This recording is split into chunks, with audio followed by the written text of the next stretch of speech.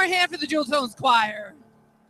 Thank you. And now please keep clapping for Gino Walker, our guest speaker this morning. Woo-hoo. Am I on? Oh, there I am. You guys were rocking, man. Good morning. Good morning.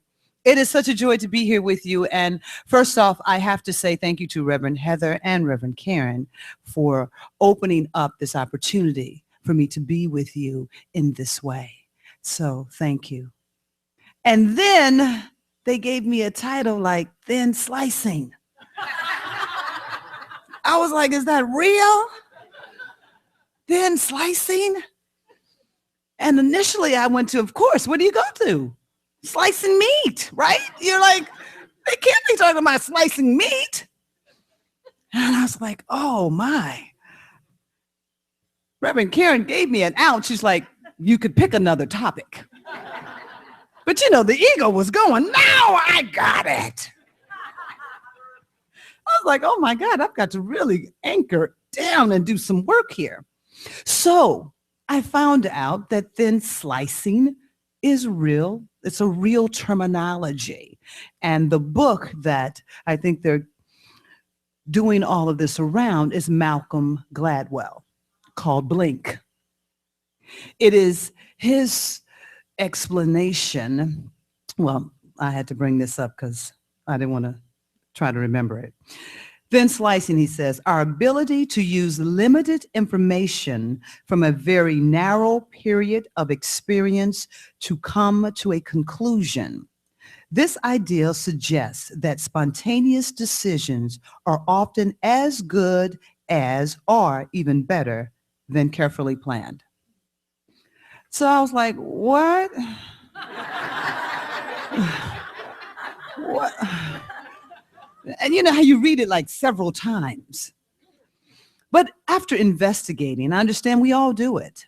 We all do this. You know, you walk into a place and someone comes up to you and in a matter of minutes or seconds, you go, oh, that person is this kind of person. That person is that. You don't know anything about them, but you have a judgment in that instant. There are also examples in our life where there are times when we make a quick decision to do something and you'll be like, wow, I just got that intuition. I got some intuition. I got a hit that said, do this. And boom, it was it. So I was like, oh, he's talking about alignment. For me, it's alignment. Now, they use this term, thin slicing, in the studies of psychology. So that keeps it a little bit out of the spiritual thing they think, but it's all one. So I was like, oh, at the bottom line here, for me, it's alignment. Because when we're in alignment, you hear that small voice, you hear that intuitive call, you feel that feeling of, oh, turn left or turn right, and you're aware of it. When you, on the other side of alignment, which is still alignment, you hear a different road. So you turn left and go, oh, here's the traffic. But you heard it. And behind that, behind thin slicing for me is, what are we practicing daily so that we are in alignment to hear that which we choose to be called forth to? It's always there, no matter how you slice it. No pun intended. That just came out. I promise you I didn't practice that.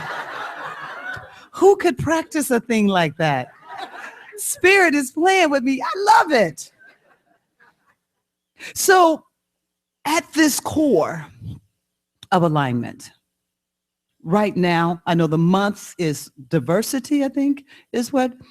So we're having so many opportunities at this point in time to start paying attention to what we are in alignment with. That's what I think these times are really calling forth. Where are you in alignment with in your life? Yeah, you know, and so all of the discussions and the conversations and the news that's going on is just like, Constant, constant. So if you haven't began to practice something that disconnects you from the outside, right now your sensors are like, no. You're feeling like, what are we going to do? What is the world going to do? What's going to happen? It's coming to an end. I had somebody that literally said that to me. You know, the world's coming to an end. I said, well, you know, we all got to do it. We are all going to move on. The world will never end, but evolution is constantly evolving and changing, and we are evolving and changing from what is consciousness to a higher consciousness that is within. And that's the alignment that's taking place. So that when you walk into a situation and you make a judgment, you make a quick call, you're making it from your higher self, not from the low level consciousness of woe is me, woe is the world. We are in trouble. And that requires focus. It requires focus. It requires a wanting to feel good. Isn't that something? It's like, wow, I got to want to feel good? Oh, whatever shall I do?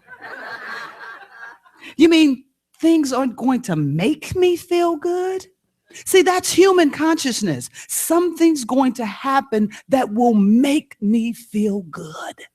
I won the lottery. Yay! And we're like, hey, how much you win? $2. People, they don't get excited over $2. It's like, well, it's just $2. It's like, but you won. Your quest was to win the lottery. You won. Why is there not joy in the $2? Because we're constantly looking outside for things to come to us that we think will either fulfill us, that will qualify as making us worthy, that will help us be happy. And so the big thing that's happening now in consciousness is that no longer is going to work. And if you noticed, it really hasn't worked. Because it's temporal. You know, you have many valleys and peaks, valleys and peaks, valleys and peaks, valleys and peaks. You get up in the morning, it feels really good. Somebody calls you, be like, oh. You get in your car, you're driving, you be like, okay, I got it back together. I've had meditation, I'm good. Oh, you cut me off.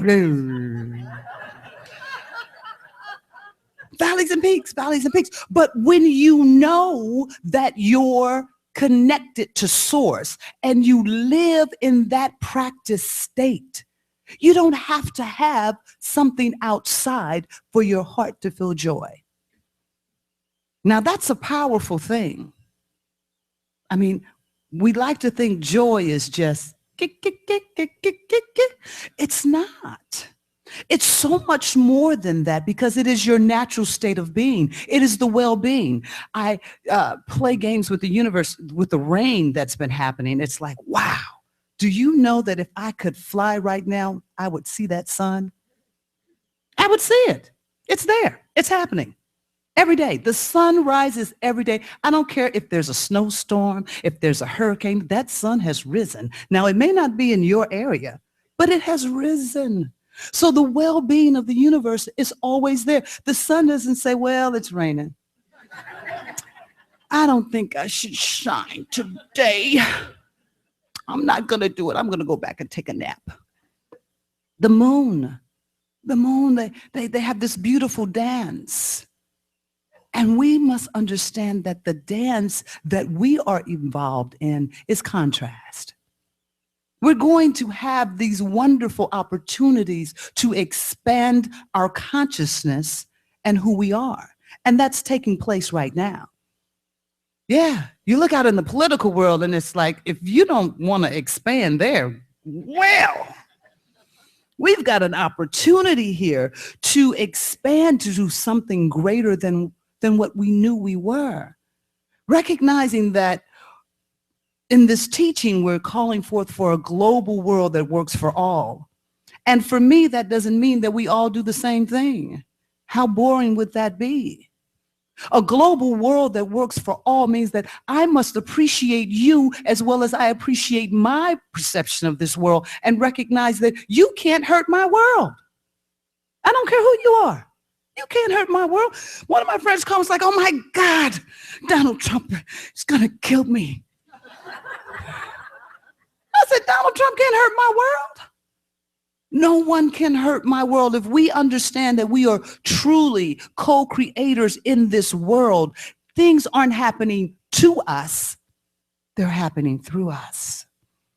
We must accept our responsibility in all of the creation that is, this is my world. That's my little world right here. This is all Gino world. You don't know what's happening in Gino's world? I will share some of it with you. But this is my world. I was watching Steve Jobs. I like to call him Steve Jobs. I don't know why. One of my friends like, please, I said, I know it's Jobs. I see, but for some reason, I guess it's just Job. In the sense of his consciousness. Now, there were other character defects that people like to be attracted to. But I'm speaking in the sense of his consciousness of wanting to create something that would change the world. And looking at several different documentaries on him, he was so in the Steve world. I mean, it was the Steve world. And if you couldn't get with the Steve world, you were out.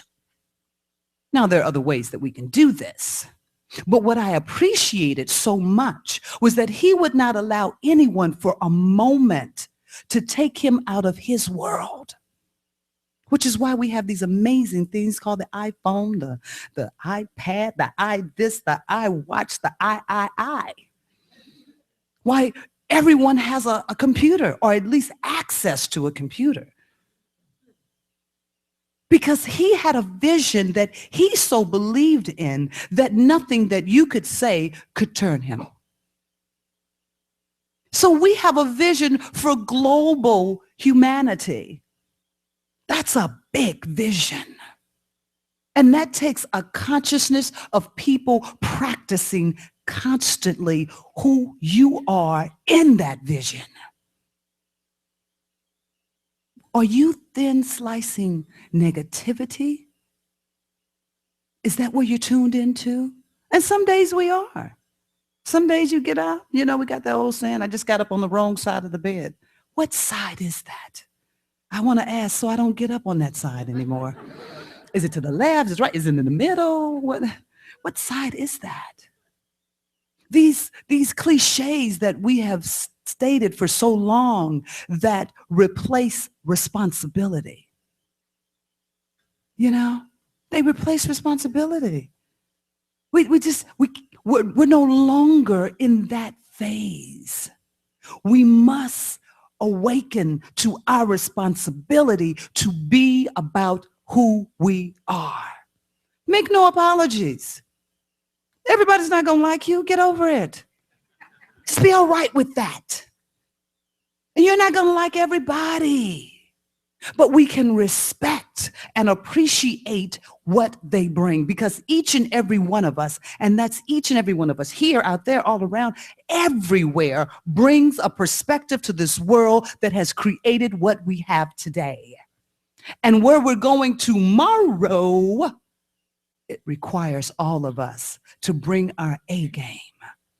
You got to bring your best. And you're going to have some days that are off.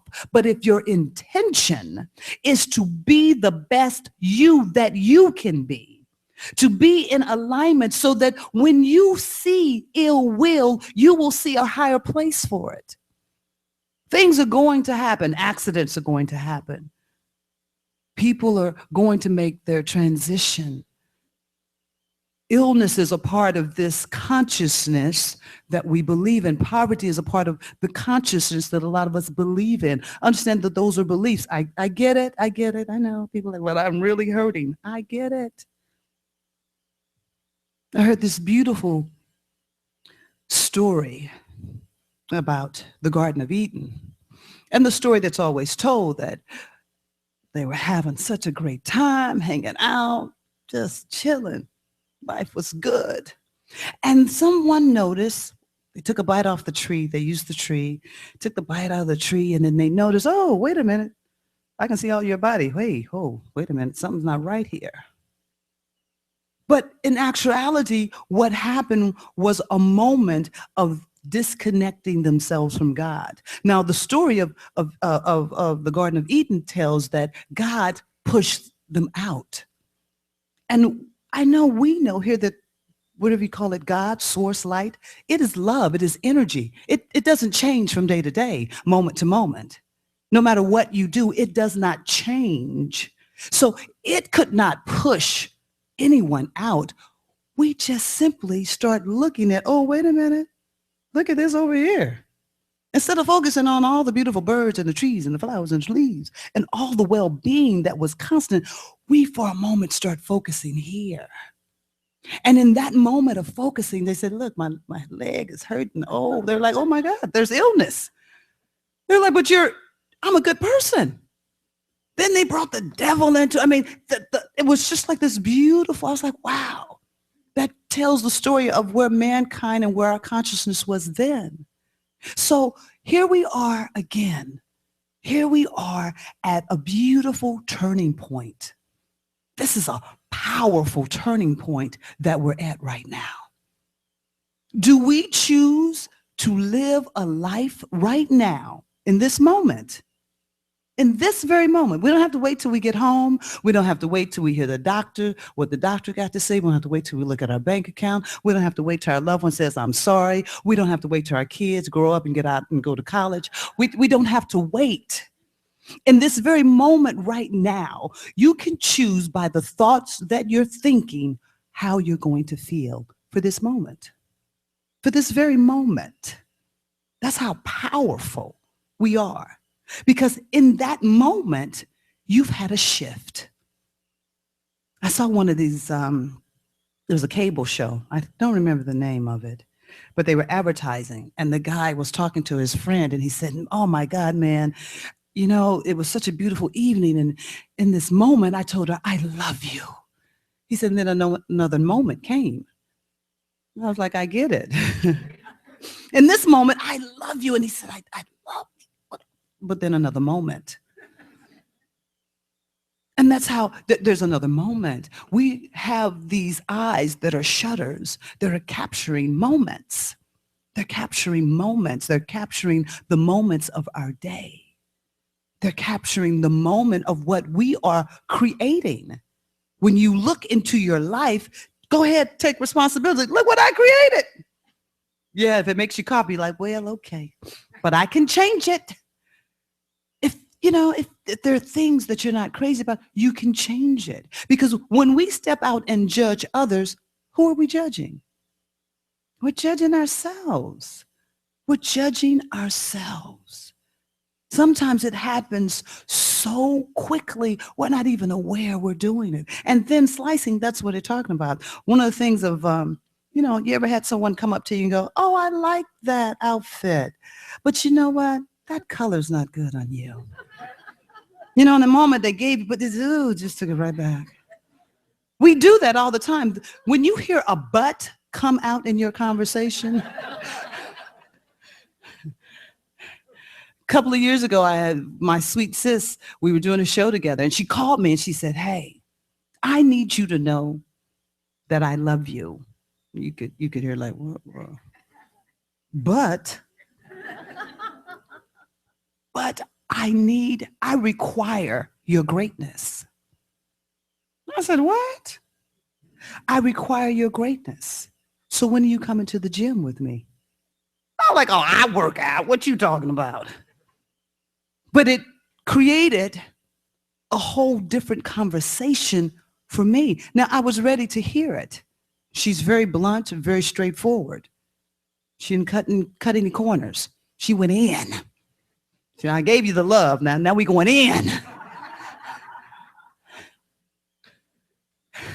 We going in, baby.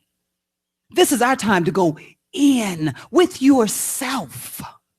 If you find yourself spending the majority of your time complaining about what's not working, guess where your attention is? When you worry, I start laughing at myself now when I worry. I go, you know you're creating what you don't want. All this worry, you can't sleep, tossing, turning. Oh, look at what I'm building. We're that powerful. We're building constantly. Alignment. What are you willing to align with daily? What's important enough for you to start flipping the switch, to start paying attention to what you're feeling? I love feelings because they come through even before the thought does. You can feel it. You think sometimes you're hiding it. You know, you've seen someone and you look at them, you say, hey, how you doing? They go, I'm good. But you feel that, oh, no, they're not. And you decide, oh, do I want to deal with it? I don't know. But you can feel it. Your feelings are guiding you constantly, directing you to a more loving, joyous place. Because these are gifts. Today I have a workshop after service. Oh my God, I got it in. Normally I never do a plug, I forget. But this is a nice transition. I'm liking this, okay. Because in this workshop, we are dealing with talking about feelings and awareness. Awareness is powerful. When you become aware of what you, not what other people, because it's so easy, isn't it? Look at what Jim is doing. It's easy to look out there at Jim. But to look at Gino, that requires a commitment. So in the workshop, we deal with you, what you are calling forth for you. It's very personal. It's very powerful, very interactive. And it's an opportunity to start noticing, because focus is a beautiful thing. When you can understand where your focus is, to understand what you're focusing on. Sometimes it's so default thinking you don't even realize that you're doing it until you're in it. You're just in it. You know, you get up in the morning, you're feeling great, you go to the grocery store, and then you see somebody be like, oh, I don't want to talk to them. And your mood shifts because whatever that is for that conversation, that's something you're saying about yourself, something that you feel is or is not happening. That's an emotion saying, hey, take a look over here. These are thoughts that you're thinking that aren't in alignment and in support of you living life grandly. We didn't come here to live a meager existence. We came here to just boom. Like Lady Gaga, she boom. I love Lady Gaga. She's an amazing musician. Sometimes people don't know that. They look at all the costumes, but the costumes was to get your attention. It was brilliant. And then you see her singing with Mel Torme. That's no easy thing to do. Brilliant. What's getting your attention? What are you focused on? Is it alignment with the divine spirit, with the divine source that is the power and the presence within you? Or is it the clouds and the rain? And that, oh, something, I can't control this. If you can't control it, drop it. Why we try to control things that it's not our responsibility? I mean, this is the teaching, right? Source is it. The ways of source is not our business. I don't have to go, hey, look, source God, listen, I think this is how you should handle this. It's not our business.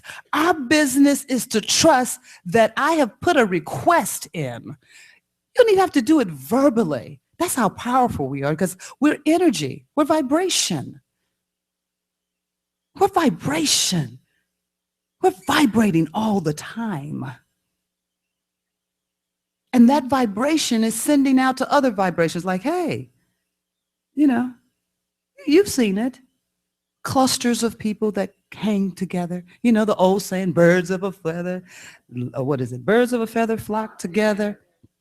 See what I'm saying? Vibration is real.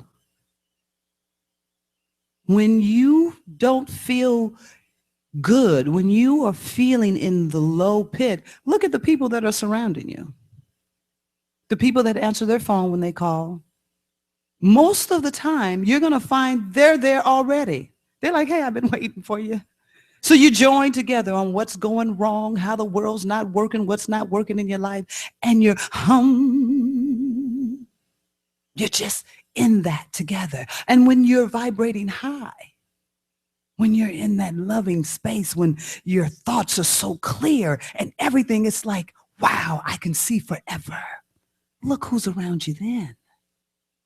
And sometimes, because we're going back and forth, we don't see as many when we're in that high vibration. But that's where you want to live. That's where you want to rest in the spirit. And it's in that space that when you walk into a place, you're going to judge. You're going to be able to hear, take this road, take this path. Your judgment will not defame anyone, and it will not hurt you. It will be for the highest and best for all. How does that work? Because I don't know how to do it. Of course, I don't have my best interests at hand. I won't work it out for me like you work it out for you, but Source works it out for all. We must begin to trust and trust the path that we have said yes to. The path that you have said yes to is that, okay, I'm going to be a full participant. I mean, I was raised Catholic. People think I was raised Baptist because when they hear me sing, they think that I was raised Baptist, but no. I was raised Catholic grade school, high school, 1 year Christian college. Woo! Hail Mary, our Father. Yes. And I had challenges then. I got suspended for 3 days because they were trying to tell me that there's a God and a devil. And I was like, wait a minute. I was a little animated. But I said, wait a minute. If God is all that there is, how can there be a devil challenging the one? And I went through this whole thing about, because, you know, you got the purgatory when you die in Catholic. I was like, look, I'm going to rob, rape, kill. I went through a whole thing. The class is cracking up, of course. Rob, rape, kill. And then just before I die, I'm going to say some Our Fathers and some Hail Marys. And you know where I'm going? Right into purgatory. I said, they're going to wash my little wings, scrub them. And then in a few days, I'm flying into heaven. So what is the incentive here?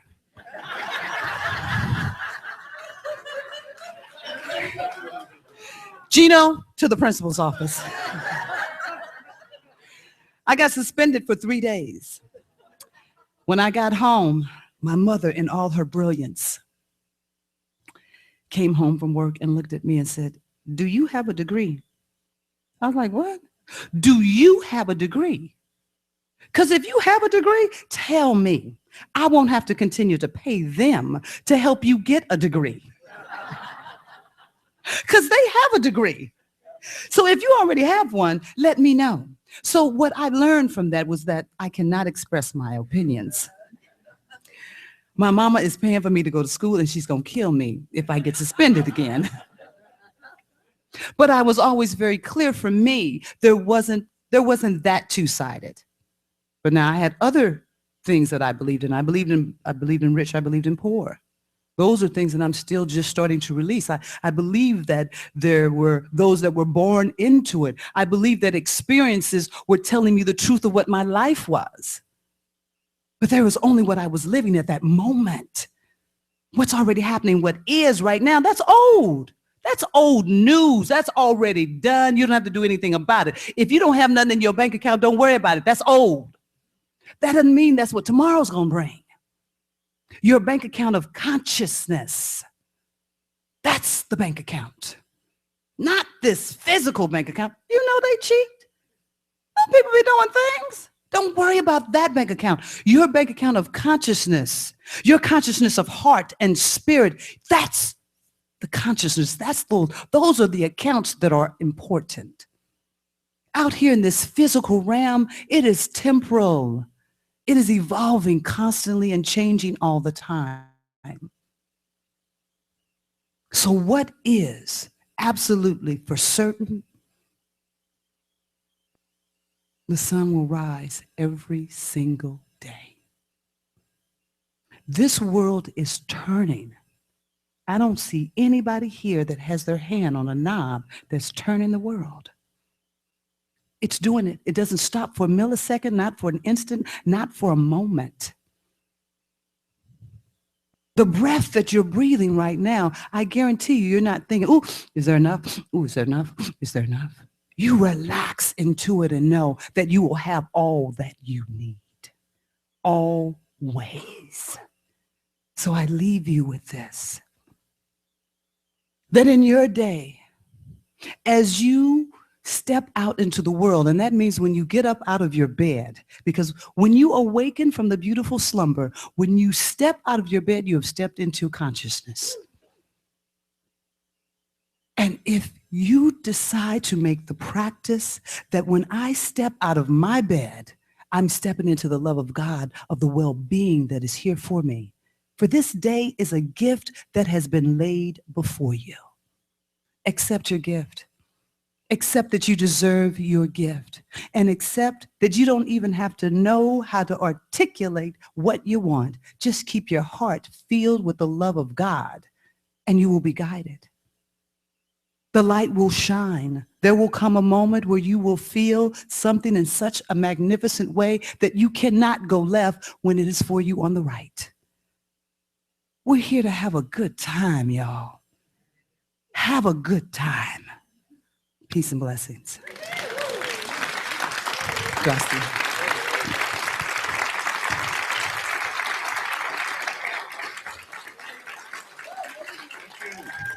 Thank you. Thank you.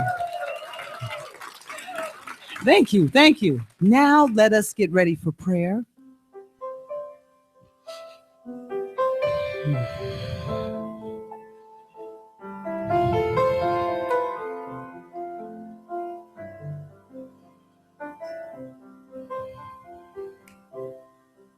In this moment,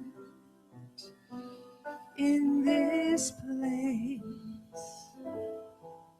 I remember who I am, letting the fear and worry fall away from me. I open my eyes and see there is only love.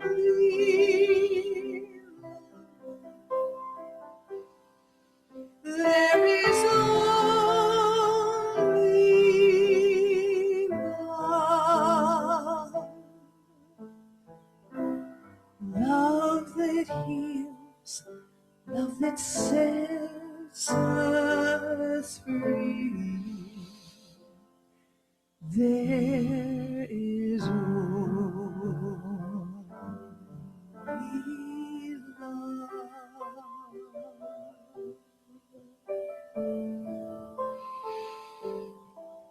As we breathe this in, as we breathe in this moment, recognizing that it is the divine power and the presence of God that is breathing in and through us in this very moment, that we have come here fully supported, divinely complete, and that wherever we are, whoever we are God expressing God every day.